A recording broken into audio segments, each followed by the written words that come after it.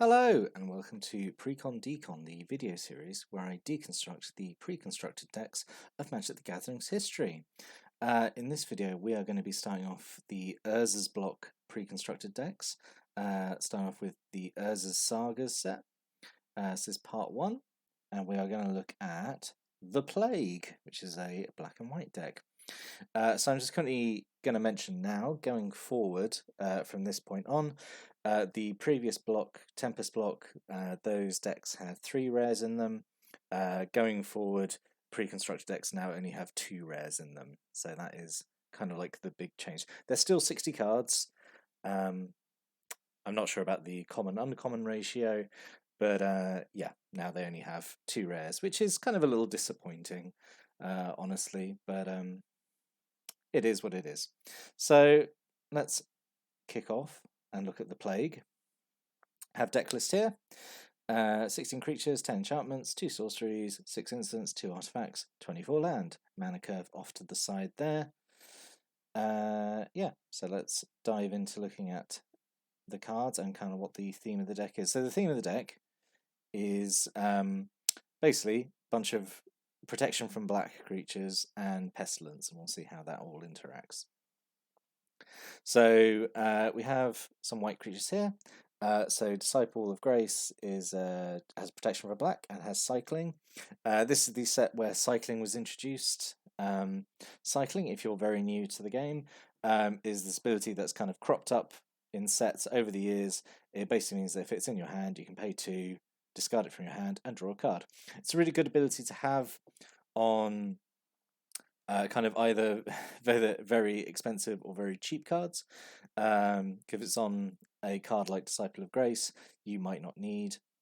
If you're playing against a deck that doesn't use black cards, it won't be as useful. So it's better to cycle it, to pay the mana, discard it, and draw a card. And it's also good on kind of late game cards where it's like, oh, okay, I might not get a chance to cast this spell, but at least I can discard it and draw a card.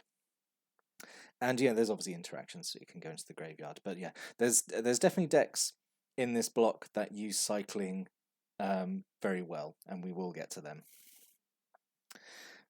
So yeah, we have Disciple of Grace, which is protection from black. Voice of Grace, which is a 2/2 fly and protection from black.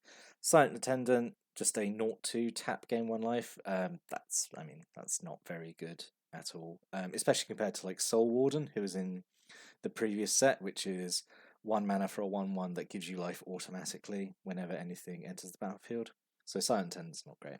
And then Sanctum Guardian, 1/4 for 3, sacrifice him, prevent all damage to a creature or player from 1 source. Which is, that's fine, I guess. Doesn't sort of fit in very well with this deck, as we'll see. And then we have the other creatures. So we have a Blood Vassal, which you can just sacrifice to get 2 black mana. That's actually not terrible. I think even by today's standards, 3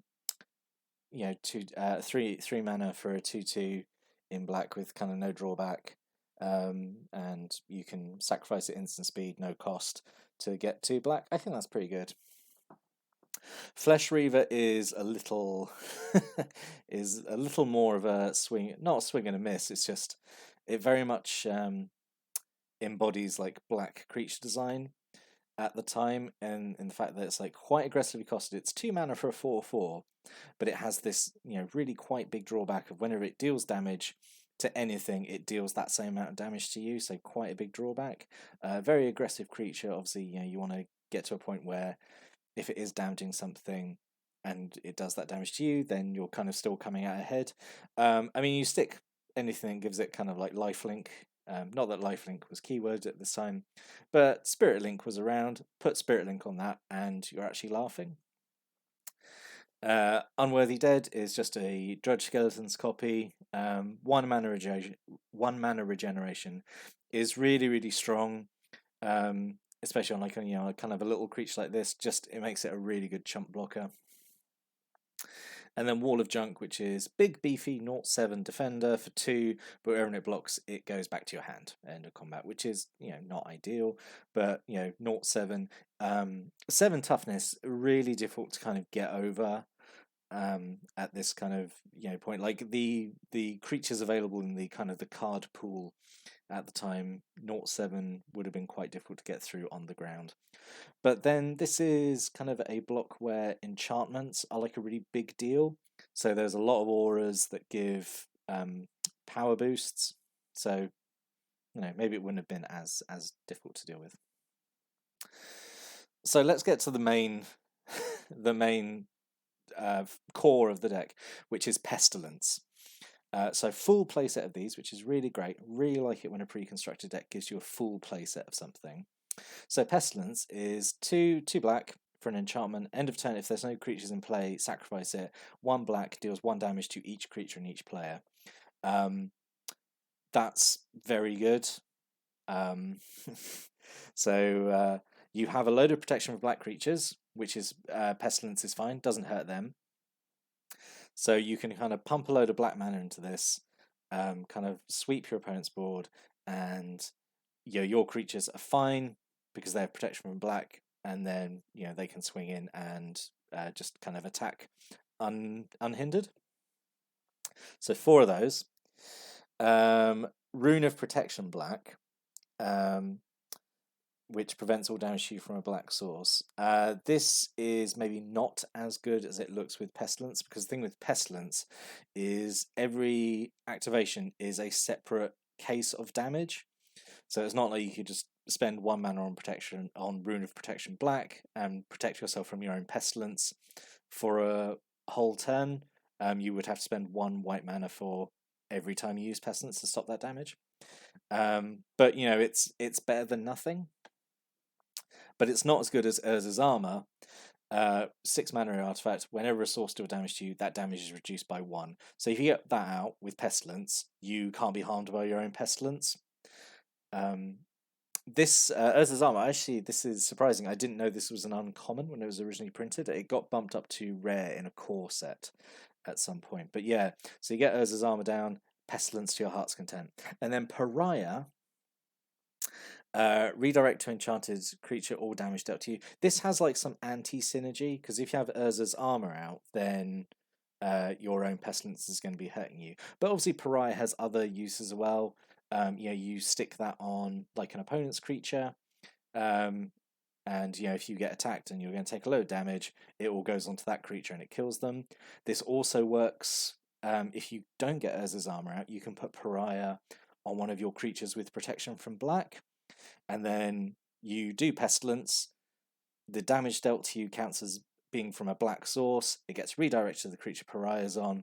It doesn't affect them because they have protection from black. So lots of like really fun synergies going on here with like Pestilence and damage redirection, damage prevention, like really good fun design. Really, it's really scratching my itch here. And then we just have like kind of a load of more like standard black removal. So Expunge is this block's kind of Terror equivalent. So it's 1 more than Terror, but to offset that, it has Cycling, which is really good because if you played against a deck that was it was mono black or had a lot of artifacts, it's going to be a dead card, so it's fine. You can cycle it. Cycling is really good on cards that are that are conditional, because it means you're always going to get some use out of it. So it's a really good design, I think. Befoul destroys a land or a non-black creature, so that's kind of, land destruction isn't fun, but at least it can hit something. Again, if your opponent's playing only black creatures, at least it can hit a land. Corrupt, big 6 mana sorcery, does 1 damage to a creature or player for every swamp you control, and then you gain that much life. I think this is pretty fun. It's obviously not as good in this because you've got white and black, so you're not going to have as many swamps to benefit from it. But it's fine in here. And then Sicken is just a 1 mana aura, just gives something -1/-1, which is a little weak. But it still has cycling, so again, if you don't, it's a kind of a weak effect. If you don't want it, you can pitch it and kind of get to the real meat, which is the Pestilences and the Urza's Armor and protection from black creatures. And then we have some white spells. So a couple of disenchants, really important in this block because there are so many enchantments and artifacts floating around. Like there's a big focus of Urza's block is a lot of auras, a lot of enchantments, a lot of really good artifacts. So disenchant, really important card to be having it sort of like at this time of the game. Humble, I think this is a really fun little white combat trick. Just strips something of all its abilities, gives it base power and toughness 0, 0, 1 and turn 10. So it's basically a removal spell. Because if something's attacking, you just humble it and block it with an unworthy dead, kills it. It's fine.